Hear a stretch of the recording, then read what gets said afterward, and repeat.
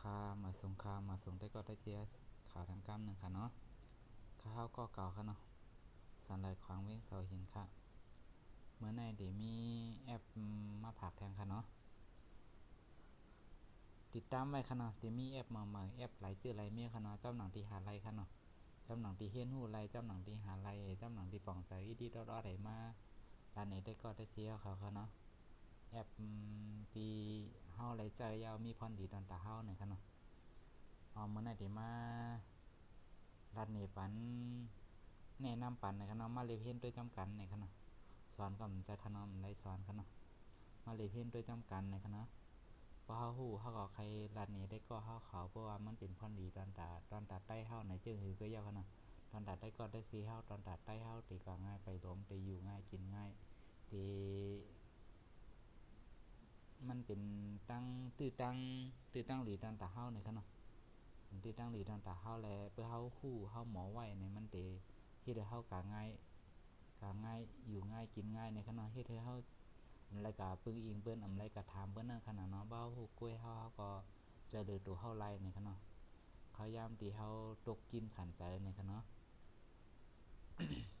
เมื่อไหร่ก็ติมาแนะนำปันแอปแผนที่ในขณะแผนที่อันกัดจอมตาต้อมตา5แผนที่อันที่เฮาติกา5ในขณะเพื่อเฮามีอินเทอร์เน็ตเฮาก็เปิดไว้ก็เฮา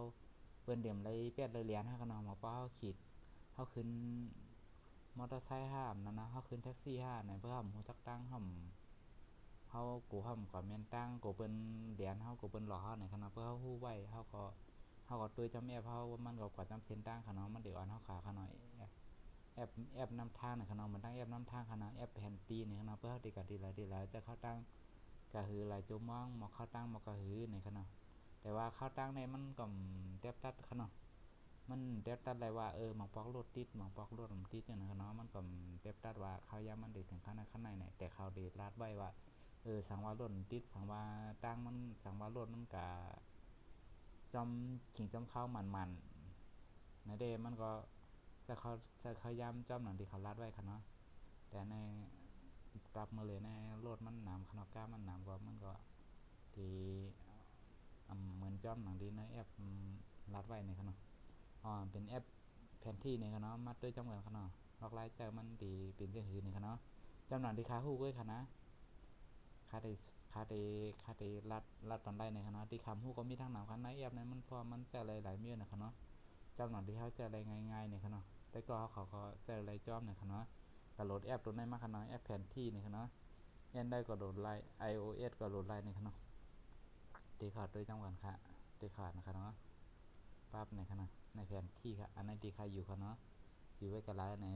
ตัวเขาเป็นสีซ้ำๆในคณะอยู่ไว้กับไลน์ในเขาอยู่ไว้ดีสมุทรสาครในคณะนะคะนะครับตัวที่เขาอยู่ในผมซ้อมไม่ใช่ในคณะในกรุงเทพคณะในกรุงเทพแล้วก็ในคณะโดยตั้งเมืองไทยคณะในคณะเมืองไทยมีหมดคณะในเมืองไทยก็มีในเมืองมันเขามีคณะเขาแค่เตรียมหากันแล้วเขาติดกว่ากันแล้วในเขาเตรียมหาอะไรคณะ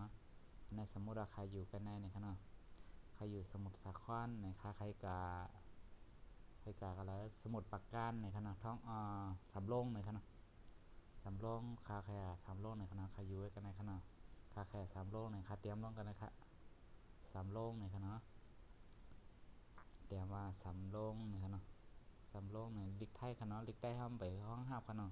แต่เป็นลิกไทยในลิกไทยในคณะนะครับสำโรงใต้สำโรงเหนือคณะเขาเตรียมยินในกองขึ้นมาคณะสำโรง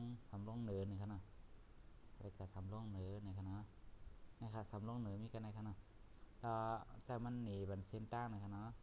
เส้นตั้งที่ฮัตติกาในฮัตติเข้ากับคณะนะครับเส้นตั้งที่ฮัตติกาคณะมันขึ้นว่าบันสีสมๆด้วยคณะนะครับเส้นตั้งใครอยู่สมุทรสาครในคณะที่สมุทรสาครใครอยู่กันในคณะที่สมุทรสาครคาติกาสำโรงสำโรงใต้ในคณะนะครับปั่นให้ในอะไรคณะสำโรงเหนือในคณะคาติกาสำโรงเหนือนะครับสำโรงเหนืออยู่ข้างในคณะมันลาเตในแอปมันลาเตใจเขาตั้งบอกนะครับ51 นาทีนี่ครับเนาะ51 นาที เปิ้นหล่นที่เดใครว่ามองนั่นก็ขนาดแต่เปิ้นรถที่เห็มถึงได้ง่ายๆกันเนาะกับปันหมดเลยในตั้งรถกาที่เที่ยงไหนกันเนาะนะครับในขนาดมันเต็มนี้มาพื้นที่หมดขนาดในพื้นที่ในกรุงเทพขนาดสังว่าค่าใครจ่าย3โลกค่า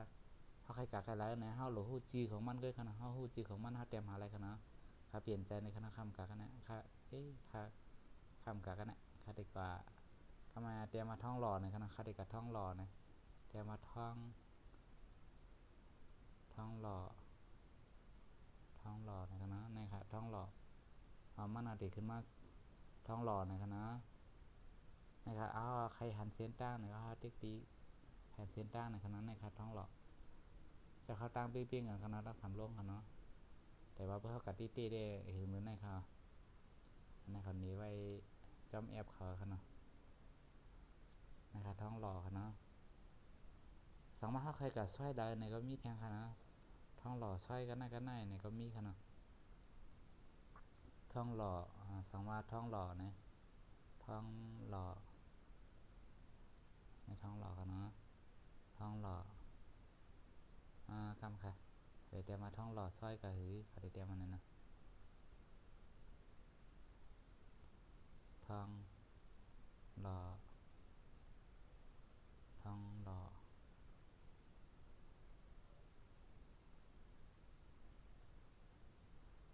ซอย11ในคณะเขาเดี๋ยวเตรียมมันนะครับท่องหล่อซอย7ท่องหล่อซอย11ท่องหล่อซอย1ในคณะซอย1นะครับท่องหล่อซอย1ในซอยไหลเป็นซอยไหลร้านว่าหมดคณะส่งถึงหมดครับในคณะท่องหล่อซอย1ในคณะมันตีขึ้นมาปั่นใช่ไหมครับในการซอยคณะตีร้านนี้ซอยบ้ากำเนิดคณะนะครับมีร้านอาหารร้านอย่างเองคณะมันมีหนีไม่หมดคณะนะครับถามว่าเมื่อเขาเด็กกันในเขาหมูจักตั้งให้ขึ้นแท็กซี่ก็กบนเหรียญให้หมอบอกแท็กซี่เนี่ยมันจะคุณล่ามหมอเขานะกูบางล่ามเนี่ยมันบ่ยุ่งไรเจ้านะเขาเนาะหมอบอกให้จำเฮาให้แต่เขาปั่นเฮาห้ำหูเขาเนาะเพิ่นย้อนก็คือก็เลยปั่นห้ำหูเขาเนาะถามว่าเฮามีแอปแผลเฮามีเน็ตแต่เฮาก็เปิ้นเหรียญเฮาห้ำเหรียญ5เนี่ยเฮาเปิ้นเตรียมฮัดเหรียญเฮาเขาเนาะเฮาฮู้เขาเนาะเพราะเทียนตั้งในมันก็รัดเนาะว่ากว่าตั้งหลายในมันรัดนี่เฮาซื้อเขาเนาะขอตัวจอมจังไหนเขาเนาะเพราะว่าเฮาฮู้ได้เฮาก็หยาบขนาดแต่เพิ่นเฮาฮู้ใน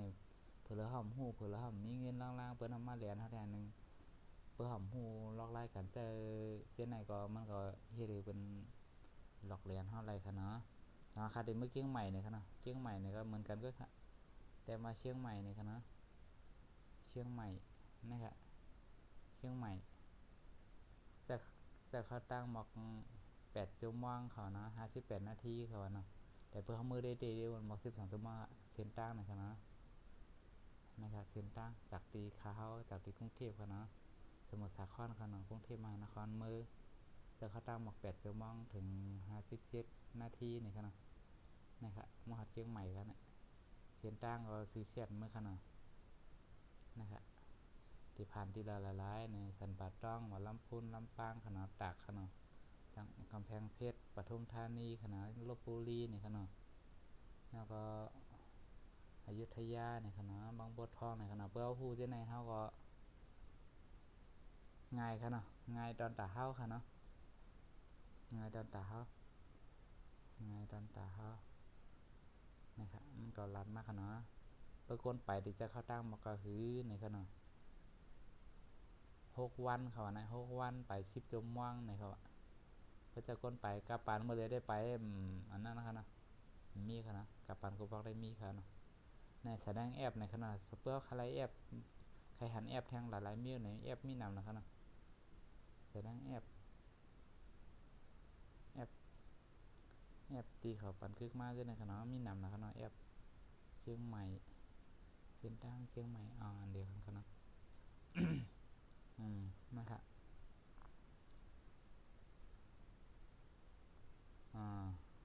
นี่ค่ะกาย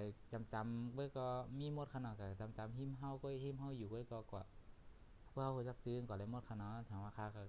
ก็ ตลาดเมืองใหม่ในขณะค่าอยู่หิมตลาดเมืองใหม่ครับติดแต้มว่าตลาดเมืองใหม่เนี่ยตลาดเมืองใหม่ในขณะหิมค้าในค่ะทางว่าคำหูจักตั้งในขณะทางว่าค่าขี่แท็กซี่ในขณะเขาได้อันค่ากลางอะไรในมันมีได้มีหลายตั้งขณะมันก็หลายตั้งนะครับตีอยู่ที่ค้าในขณะตลาดเมืองใหม่นั่นไปออกกันจำคณะตลาดเมืองใหม่ตลาดเมืองใหม่นะครับมันตลาดมึงก็เข้าใจตลาดเมืองใหม่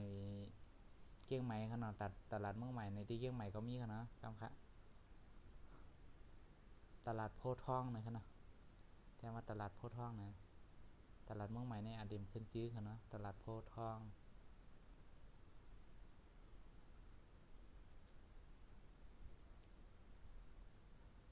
ตลาดโพธิ์ทองขนาดเนี่ยใครอยู่ครับ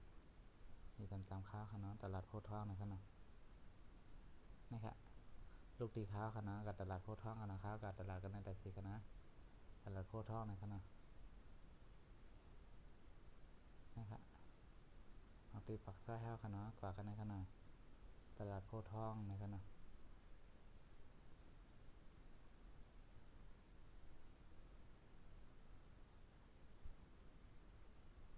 ตลาดโพธิ์ทองตลาดโพธิ์ทองเขามีหลายตีกันนะมีอันใหญ่ๆเขามีกันนะ